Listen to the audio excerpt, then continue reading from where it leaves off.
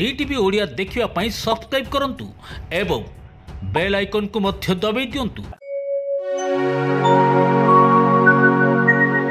दर्शक बंधु, जदि आम पाखरे किछि ज्ञान अछि ताहले से ज्ञान को वितरण करि चलिबा नितांत आवश्यक।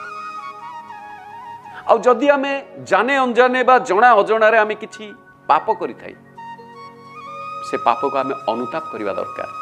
ज्ञान को वितरण कले ज्ञान बढ़ी चली थाए, पाप को अनुताप कले पापर क्षय घटी थाए। किंतु ते सुंदर कथा होछि सदा बेले सत्य पथे धर्म पथे घेनी जाओ मते। यदि यही कथा को आम मानि चलिबा ताले सत्य सदाबेल पई स्थिर थिबो, अचल निश्चल, जे कि तार कौनसी क्षय ही नहीं, और सत्य द्वारा धीरे धीरे सत्यतार वृद्धि प्रकाश पाइब। जय जगन्नाथ।